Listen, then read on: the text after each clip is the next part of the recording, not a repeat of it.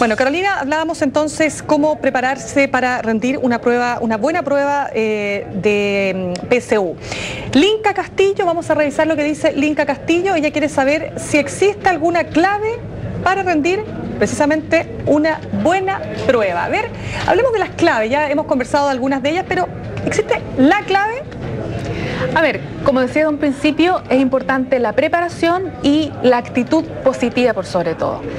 El aspecto también de, por ejemplo, realizar algún tipo de ejercicio físico, aunque sea mínimo, es bastante bueno porque permite bajar y liberar las tensiones, que son normales, o sea, vuelvo a hacer énfasis.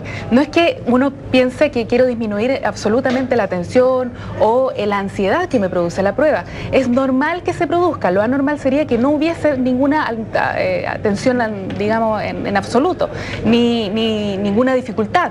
Eso es algo psicológico que se tiene que producir. Y si el punto es, efectivamente, como tú señalabas, cómo se aborda esa tensión, esos nervios. Entonces, volvamos a algunas propuestas que tú hacías. Por ejemplo, la noche anterior, no sé, relajación, pero ¿cómo hace un joven que jamás en su vida ha hecho relajación, por ejemplo? ¿Hay alguna forma, hay algún CD que se pueda comprar en el mercado que te dé algunas pautas para hacer una relajación y practicarlo desde antes, ¿no? Claro, partiendo de este fin de semana, lo ideal sería que no salieran a carretear, por ejemplo, este fin de semana, y que se dedicaran a descansar. A lo mejor hacer actividades al aire libre, pero que no involucre el trasnochar.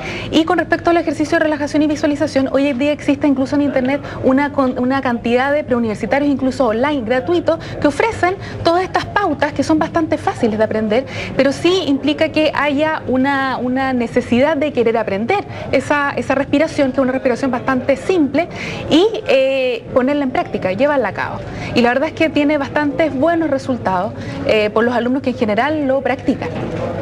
Ahora, vamos a revisar otra pregunta que es bastante particular, pero creo que es importante también destacarla. Jorge Ignacio quiere saber si es favorable fumar marihuana antes de rendir el examen. A ver, ¿qué opina la psicóloga?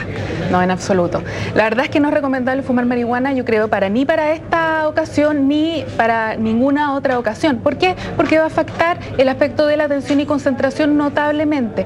A lo mejor él lo que quiere es relajarse, y en ese aspecto sería bueno que hablara de qué es lo que le pasa, a lo mejor con un adulto de confianza o con una persona en la cual confíe. El hecho de hablar y expresar que se está nervioso, que se está tenso, también es un factor bastante importante para bajar esta ansiedad, y permite también que hay un otro que lo entiende, y por lo tanto la persona en general tiende a disminuir esta ansiedad.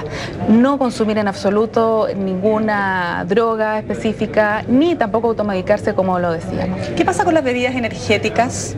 Bueno, las bebidas energéticas tienen un punto que es importante. Las personas en general, cuando consumen estas bebidas, tienden a sentir un alza en el estado de ánimo, por ejemplo, en la energía.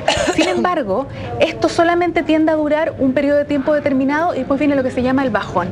Y eso es bastante terrible si consideramos que la prueba dura 2 horas y media, y que en la primera hora, después de eso, venga el bajón, disminuye la atención y la concentración absolutamente, y puede sentirse una pesadez, a lo mejor un cansancio, que no es recomendable. Quizás lo mejor es lo más natural.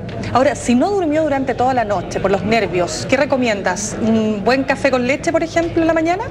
Un buen desayuno. Ahora, es muy raro que el estudiante no duerma en toda la noche. Puede ser que esté tenso, esté preocupado. Trate de hablar, busque, por ejemplo, a alguien con quien hablar en ese instante, y la verdad es que de esa manera va a poder votar. La idea es votar y liberar la tensión. Pueda dar, por ejemplo, una caminata, algún tipo de ejercicio que sea leve y que se sienta cansado. De esa manera va a poder dormir de forma mejor, y al otro día tomar un buen desayuno es fundamental. Ahora, vamos al tema de lo que pasa con los resultados, porque después viene todo el nervio de los resultados. Por ejemplo, una pregunta que alguien me hacía por ahí, me decía que la presión de los hermanos mayores, si al hermano mayor le fue bien, bueno, me tiene que ir bien a mí, ¿no es cierto? Hay una presión también familiar. ¿Cómo se enfrenta a eso? ¿Qué recomiendas tú respecto de, por ejemplo, en este caso ya definitivamente de los papás?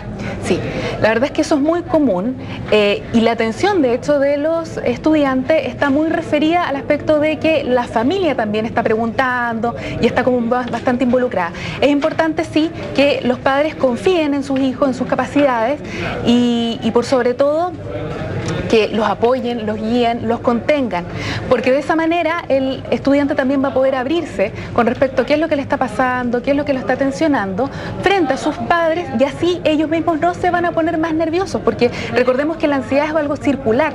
El joven, digamos, o el estudiante está nervioso y esa ansiedad traspasa a todo el grupo familiar y sobre todo a los padres, y los padres no manifiestan esta ansiedad como con el aspecto de apoyarlo, contenerlo, sino que muchas veces le siguen preguntando más y eso pone más nervioso al estudiante. Y en este sentido, y muy brevemente, Carolina, el tema de aceptar el fracaso, entre comillas, digo fracaso porque todos podemos dar la prueba una u otra vez, y aceptar también, por ejemplo, la posibilidad de un año sabático, ¿tú lo recomiendas sobre todo en aquellos jóvenes que están muy bajo presión?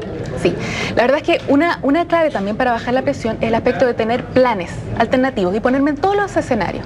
El escenario A es el puntaje que quiero obtener y la carrera donde quiero ingresar. En el escenario B es que no alcanza ese puntaje y por lo tanto tengo que ver a lo mejor una carrera que sea similar y después la pueda complementar y llegar a la misma carrera, o un bachillerato o un año sabático para prepararse nuevamente para la PSU, o bien ver bien lo vocacional. Recordemos que muchos estudiantes que hoy entran con buenos puntajes a la universidad, después a lo mejor no les gustan las carreras, tienen que cambiarse, y ese es un año también que es adquirido, también con experiencia, pero el año sabático es bueno en la medida que sea productivo, que yo me conozca a mí mismo, que sepa hacia dónde me dirijo, que me prepare para la PSU, puedo estudiar un idioma, eso es bastante bueno también.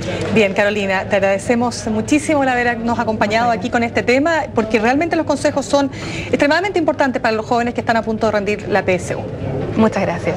Bien, de esta manera nosotros cerramos estos 30 minutos informativos. Usted manténgase con nosotros. Ya viene más CNN Chile.